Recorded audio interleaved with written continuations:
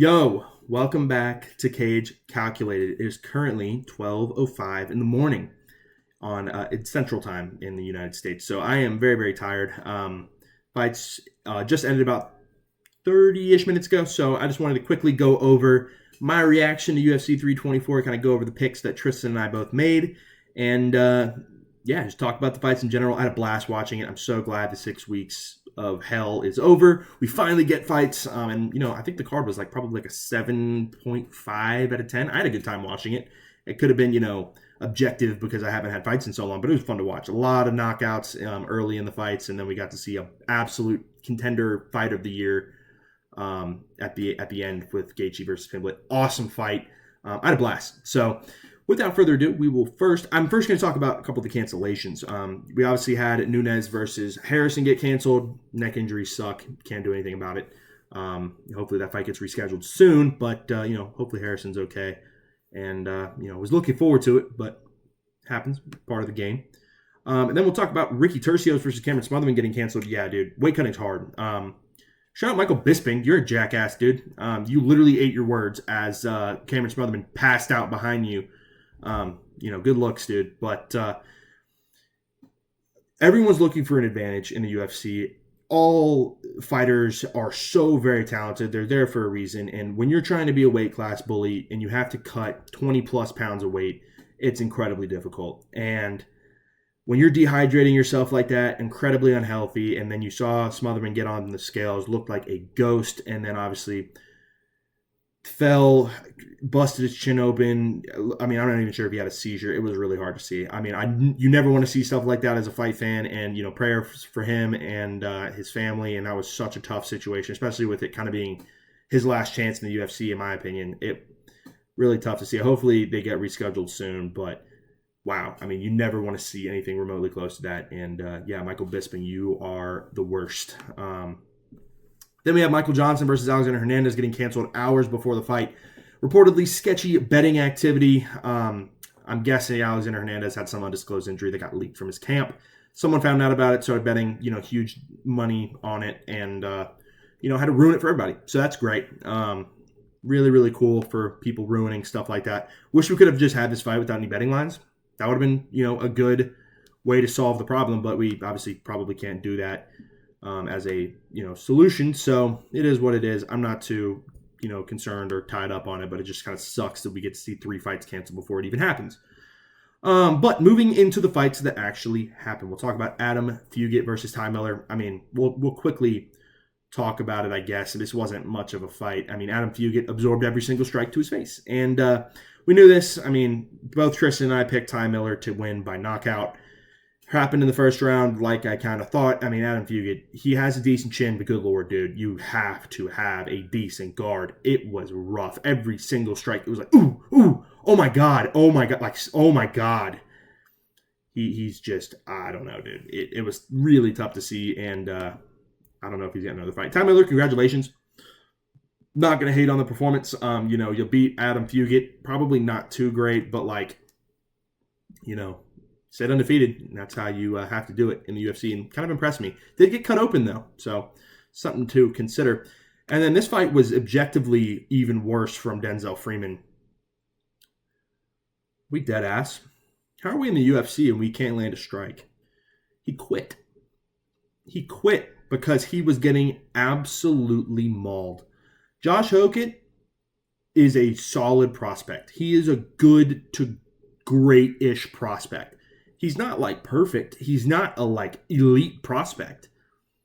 He looked absolutely unreal fighting Denzel Freeman. And Denzel Freeman, I'm not going to lie, you need to pack it in. He needs to be cut.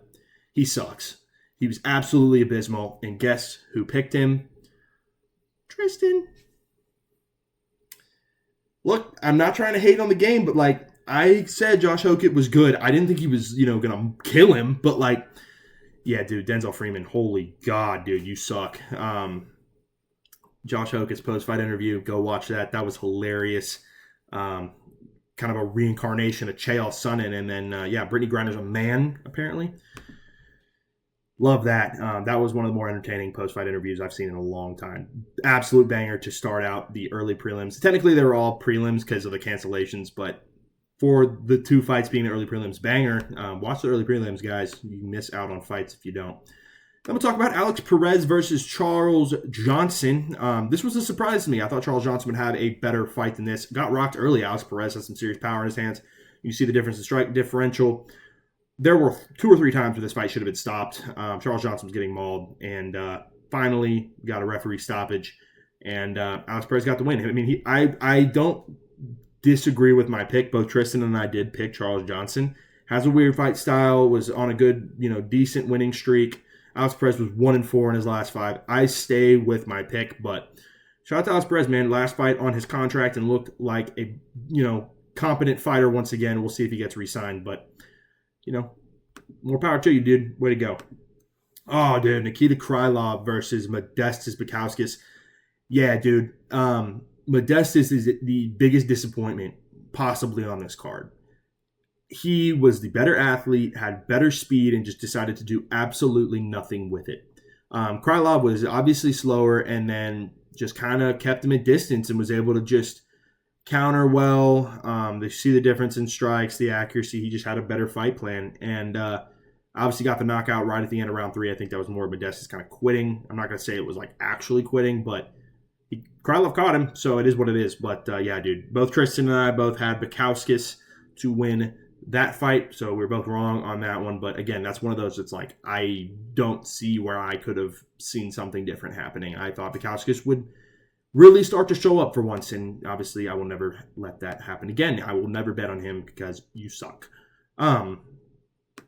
Atiba Gauthier versus Andre Polyaev. This was a surprise-ish. Obviously Atiba still got the win. Both Tristan and I did pick Atiba Gauthier, but Andre Polyaev has a chin, dude. He was able to absorb some serious punishment in the early first part of the first round. So, I mean, him being able to weather that storm was unreal, and then was able to land some decent strikes. Atiba needs to work on his accuracy, dude. It is bad. He was over every single hook he would throw. Polyaev would just duck underneath it. It was every single time. Like, dude, adjust to that. He wouldn't. So maybe Atiba gets actually fraud checked against someone that's like worth the prowess to beat him. But Andre Polyaev never really had a chance. I don't think that it was a fraud check necessarily. It was more of like, you're not the elite prospect we thought you were. It's bound to happen. A lot of fighters that happens to them. I mean, you still got the win. That is what it is. Then we have the final prelim. Oh, yeah, I think I said Tristan and I both picked Gauthier, so we were right on this. Doesn't feel right, though. I don't want to consider that one like a win because, like, I didn't get the prediction right because it went to the distance. It is what it is. But Umar Nurmagomedov versus Davison Figueiredo. Umar closed as the biggest betting favorite on this card. I think it was pretty obvious why. Davison, I mean, you've blown my mind. I mean, it's over, Unk. Hang it up.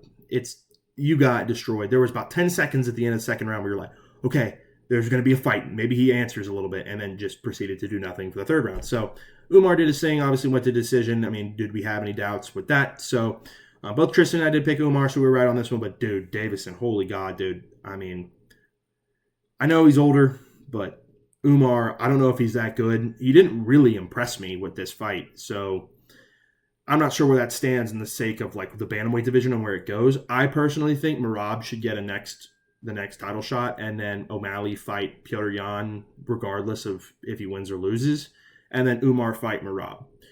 We'll see what actually shapes up, but I wasn't impressed with that fight. I mean, you beat up on a frail ghost of a fighter. It was not great, but still got the win, and we both got it right, so that was cool. And then we move on to the main card. We have Arnold Allen versus John Silva. Yeah, I mean, Arnold Allen won the first round. That was pretty cool. He has a sick chin on him, but, John Silva got it going in the second and third round, was able to piece him up and get the strikes going. And, yeah, I mean, I found it entertaining. John Silva obviously had to cry at the very end of the fight. That's typical. And if you didn't see the video of him with the belt, or the video like of him like near the belt, like getting a look at it, Oh my cornball! Holy God, I have zero patience for this kind of crap. It's really corny to me. And Gene Silva, I'm sorry, but you're a cornball. And this win was probably promised to you 3,000 years ago. I don't really care. But Tristan and I both got these picks right. We both picked John Silva, so whatever. Like I said, I'm putting whatever on a lot of these fights. I didn't want John Silva to win, but I had the prediction of him winning. I wanted Arden Allen to win. So, we really didn't win. Oh man, Natalia Silva versus Rose Namajunas. I'm not gonna lie. I'm gonna keep it a buck. I didn't pay attention to this fight as much as I paid attention to all the other fights, so I'm not gonna break it down that much. But I saw enough of it to say Rose won the first 2 rounds. Natalia Silva won the 3rd round really, really decisively. She got in her bag in the 3rd round, but correct me if I'm wrong, UFC. If you win a round, it's a 10-9. If you win another round, it's another 10-9, meaning a 20-18. If you lose the 3rd round, it is a 29-28. You still win by unanimous decision or possibly split decision if the judge is blind. The judges were completely blind. It was, absolute, in my opinion, robbery. I think Rose Namajunas won the fight, and I know that this one isn't as bad as the one we're going to talk about here in just a second, but I had Natalia Silva, and I still think Rose won the fight. I know she had a great 3rd round, but it's not about how much damage you do in one round. It's about if you win the round. What's the point of a round if you're not going to judge it as such? All that being said, Natalia Silva fought a good fight. Good job in the 3rd round. I just don't think she won it. Both Tristan and I did pick Natalia Silva, so, again, one of those where you get the pick right, but you don't really feel justified by it. And, went to a decision like we both thought, and, the judges were weird on this card. Jeez, dude. This was devastating.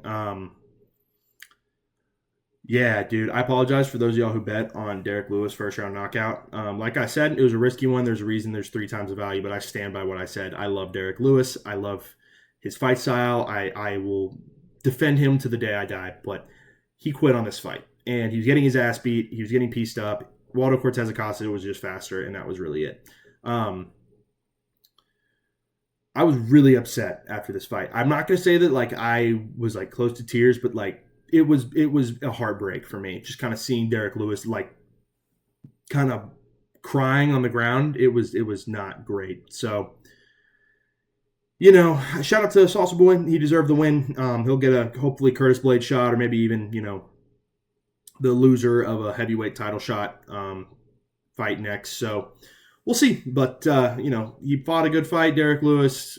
I really hope you get it going soon, and I'll never stop supporting you. But it was really hard to see, and that broke my heart for the guy. And as a Derek Lewis Glazer, of course, I had to bring the UFC 265 shirt, which obviously he lost against Cyril Gane for the interim belt. That was bad juju. That's on me, guys. That's on me. I got way too into this one, and of course, when I get too excited, I'm wrong. So, yeah, both Chris and I did have Derek Lewis, who were both wrong. But again, I would have picked that one every single time. I don't care. Oh man, it just broke my heart. Ugh, still bitter.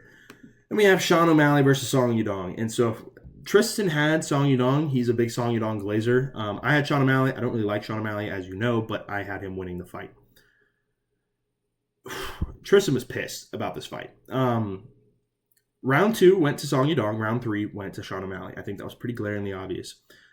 In my unbiased opinion, where I'm not trying to have bias in my pick, I think Song Yudong won the first round. Sean O'Malley had some really good strikes, but the takedown was big. I think the judges really saw it as Song Yudong did nothing with it and didn't have the amount of damage that Sean O'Malley put on him. I think that was kind of the justification. But again, what are the point of rounds if you're not going to judge them as a 10-9? You could make the argument that Sean O'Malley did more damage, but I don't think that it was really significant in the first round. I think that there was a lot of, look at the difference in total strikes thrown. I know he was more accurate, but I feel like Song Yudong was pushing pace. He was on the front foot. The fact that Sean O'Malley won in a unanimous decision is ridiculous. And I had Sean O'Malley win the fight. I'm going to consider it, me being correct. I had him in a split decision, so I was, nearly correct. But, what's it called when you're almost right? You're wrong. So Tristan was pissed. This was one that, he thought that Song Yudong won. I don't blame him. I can see both sides of the argument, but I think Song Yadong was really up a creek when he lost that one. That was a really kind of a favoritism vote, in my opinion. People want to see Song Yadong fight for the title, or excuse me, Sean O'Malley fight for the title. I'm not saying it's rigged, but I'm just going to call it like it is, dude. That was kind of iffy. And then we finally have a potential fight of the year candidate in the first card. Justin Gaethje versus Paddy Pimblett. Look at the total strikes, man. There were some serious bombs thrown by both of these guys. Justin wins these types of fights. I was surprised that Paddy didn't get a takedown. I had him by a submission. Tristan obviously had Gaethje. He had Gaethje by knockout. We're both wrong. I had a sneaking suspicion this could be a UD. Paddy has such a good chin, and Gaethje obviously has such an elite chin. There was an opportunity for this to go the distance. I really did see if there was going to be a finish, it'd be Paddy. I thought Justin Gaethje would take it to a decision, in fairness, but Gaethje was a value pick, and like I said, if you bet on Gaethje, that was a good line to take.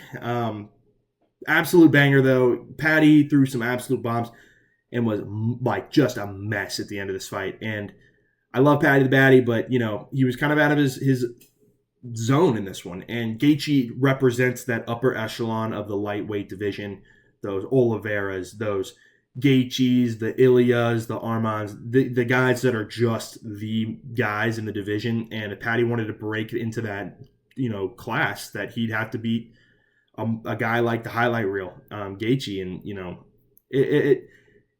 Paddy won the third and fifth round. Gaethje won the first, second, and third pretty decisively. And I think the unanimous decision is incredibly, a great judging decision. And the amount of strikes thrown, it was just constant, like, oh, ooh, how are they still standing? What is going on?